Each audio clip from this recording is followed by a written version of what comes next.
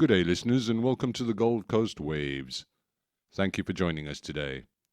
Today we have the absolute pleasure of chatting to Budro Partida, who's a multi-Emmy and Telly Award winner, a video producer and filmmaker from Austin, Texas, and he's worked professionally in television and media production for nearly 25 years.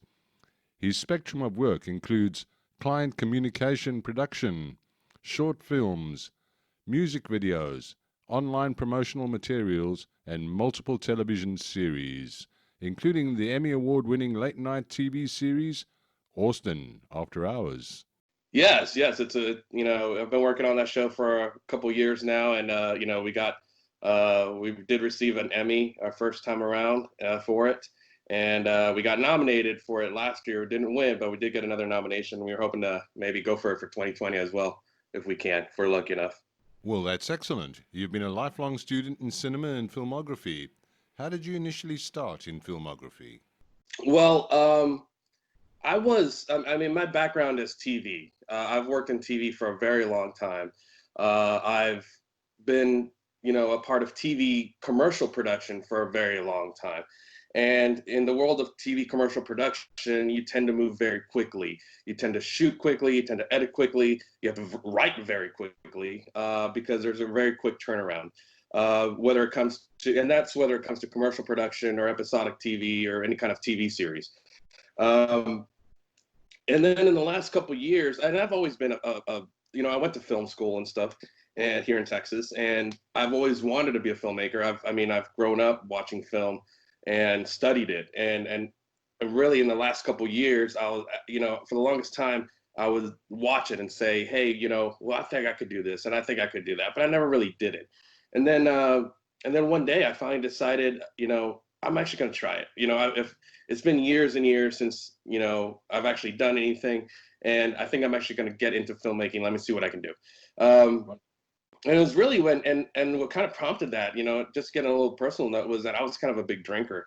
And when I was drinking, I always talked about, I was always on a bar stool with my friends saying, you know what, it'd be awesome to do this. It'd be cool to make a movie about this. It'd be nice to do that. But I never actually went and did it. Right. When I quit drinking, it kind of gave me a lot of focus, and it helped me kind of put things into perspective and say, you know what, I'm actually going to do it because I wasn't taking my time drinking anymore. I was actually had an area of where to apply my focus and time, and to actually say, you know what, I'm actually going to dedicate myself to doing some film, even if it's on the side. And so that's kind of what I've been doing for the past couple of years. And little by little, I've been doing one film project after another. Right now, I'm involved with a couple different film projects as well as a couple music videos. So, it's just kind of been growing over the past couple of years. And it's been a great thing. That's excellent, and you're extremely passionate about the horror genre. In fact, in 2019, your werewolf short, Beware, won Best Horror Short and Best Cinematography, Best Special Effects, and the Audience Choice Awards at the San Antonio Horror Fest. Well done. Yeah, Beware's been my latest horror film project. We produced it in late 2019. It's now in the 2020 film festival circuit. It's been pretty well received. It's gotten a couple of different awards. It's now been selected in a couple of different film festivals. Of course, with the whole COVID thing going on, a lot of film festivals have been delayed and whatnot. So the good news is that majority of them have just been delayed. They're not canceled. So we're still getting a lot of good press from it. The great news is that we did get picked up by a DVD distributor with Meridian Releasing Group, and they're actually going to be distributing Beware on DVD this summer, sometime in summer 2020. So that's a pretty exciting, thing that as when we first started Beware, which was just a tiny little werewolf film, we weren't really expecting it to go anywhere other than maybe the film festival circuit, maybe share it around some friends. But now people are actually going to be able to go on Amazon and Best Buy and all these other different outlets and actually buy it. And it's actually kind of cool and I'm friends with a lot of the other filmmakers that are on these DVDs, and so everybody's really kind of excited that it's kind of fun that these little horror projects that we kind of get started on and kind of say, wouldn't it be cool to do this? Wouldn't it be fun to do this? And all of a sudden we're like going to be able to say, hey, go pick up a DVD copy at Best Buy, or hey, your Aunt Sally in Michigan can go buy it, and in a store up there. It's pretty mind-boggling. So, and from what I understand, they're also going to be doing all the streaming stuff too. So, yeah, we're really excited about where one of our tiny little projects actually just kind of blew up like that. That's fantastic. Hi, Penny. Your film received 5 nominations and won Best Horror Short in 2018 as well. Yeah, High Penny is kind of that was my first short horror film, which is kind of very near and dear to my heart because Penny is actually my daughter. It actually had both my daughter and my son in it, and it was just kind of a cool little, let me see what I can do on a Friday night. Let me shoot something on a Friday night, and that was a film, a very short 3-minute film that I shot on a Friday night. I did a couple of shots on Saturday, and I pretty much had the rough cut done by Sunday, and completely finalized by the following Wednesday, and then had it online for people to watch and view by the following Friday. It was one of those very quick kind of, again, going back to quick turnaround. So I'm really proud of that. And that one got very well received. There's a lot of views online. And, it's just, obviously, it's one of those projects that's very near and dear to my heart. May I ask you, what are some of the difficulties in making a movie? What difficulties you may face out on a set, or do things run smoothly for you? I am huge on pre-production. I'm big on pre-production. And this comes from the world of TV production, that you have to kind of show up prepared to a set so that everybody is on the same page. Everybody is able to, everybody knows, all your expectations are managed. So, and that's when it comes to the clients, that's when it comes to the crew, that's when it comes to your cast. I'm very big on pre-production so that everybody shows up prepared and ready to go, because I tend to shoot very quickly. I tend to get the shot, I get a backup shot, maybe a third take, and then we move on. And so the crews that I usually work with, the DPs and the crews and the grips and everybody, I tend to work with a lot of the same people because they know how I work. And they know that I tend to shoot very quickly and move on very quickly. So really the biggest difficulties is a lot of times when we need something extravagant on set, or we need something that we need effects, like makeup effects, or we need to pull off a gag, or like, okay, well, how do we get this done? What do I need to see on camera to get this done? So, in Beware, we had a lot of effects projects going on with blood and bites and gore and stuff. Okay, so as long as we have all pre-planned ahead of time, it'll go a lot smoother on set. And sure enough, like when we were shooting Beware, the very first night of shooting, we began shooting right at sundown, which was around like 7:30 p.m. and we ended up wrapping around 3 a.m. Oh wow! It was a long night of shooting, but we got a majority of all of our shots done in that time period. But when you're shooting that long, need to be able to keep the crew and the cast and the effects people and everybody motivated and energized, so that's definitely sometimes a challenge. You have to keep them, because yes, I'm the director, but I'm also the quarterback, and I have to keep everybody engaged and energized and say, hey, guess what, we're making a movie, isn't that cool? So that's why I think pre-production really pays off, because it makes the shoots go a lot smoother. It makes editing go a lot smoother on the back end because everything's a little bit more organized. And so that's kind of one of the benefits. And that's just my way of working. Yes, and your horror trailer was placed third in 2019 Texas Frightmare Weekend Trailer Showcase. That must be pretty cool. Yeah, and actually, I'm friends with a lot of the other filmmakers that had their trailer show. What's funny is, that fake trailer deal was kind of just hey, it'd be kind of fun to make something that's, obviously it's a proof of concept type trailer. But I'm friends with a lot of the other filmmakers that provided trailers. And now I'm actually a producer on one of the films that played in that same showcase. So there's another film called Butcher's Bluff that was produced by a friend of mine, William Instone.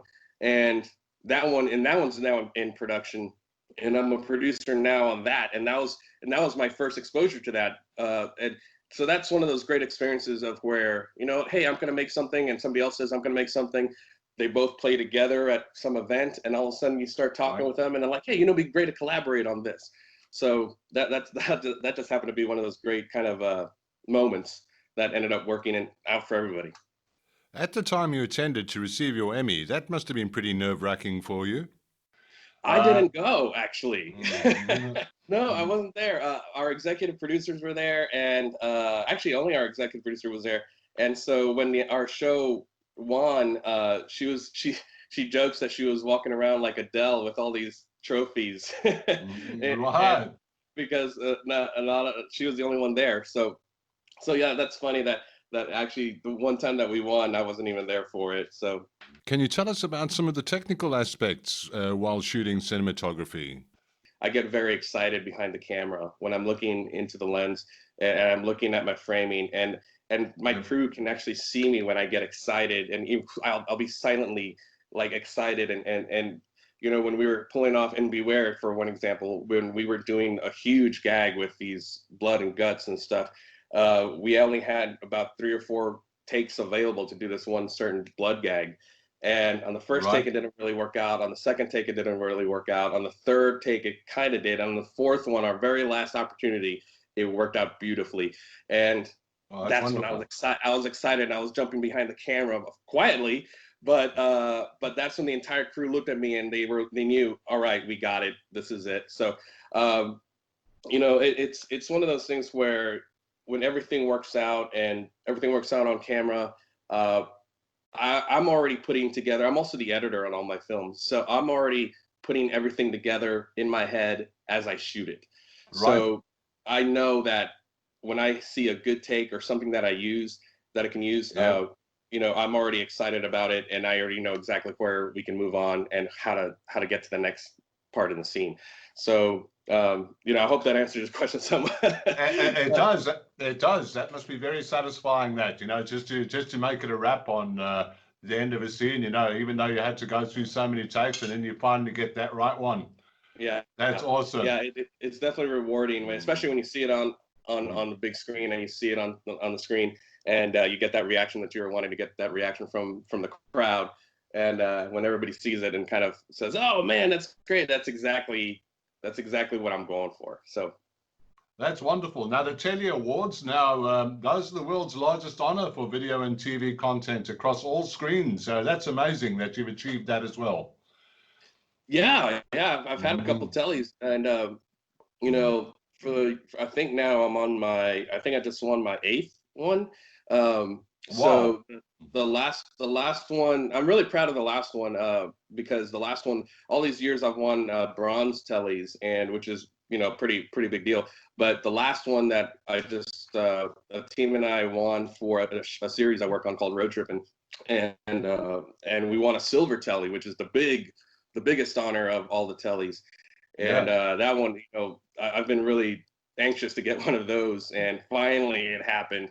So you know, it's definitely a good sense of recognition where you can say, you know, obviously I have in my office, in my edit office, I have all of my tellies lined up, and along with my Emmy, uh, and all those are great. I love the recognition, but it's even better when you know, a client walks in, or another colleague walks in, and they get to say, "Oh wow, I get to work with, you know, an award-winning filmmaker," because it's really kind of a sales tool, really, to be honest. I Yeah. mean, it's more of like, hey, you get to work with this award-winning filmmaker and director, but obviously it's a great thing to be recognized, and you know, I'm really proud of the work, and you know, it's a great thing, and I'm really proud of the team that I worked with to get that silver telly.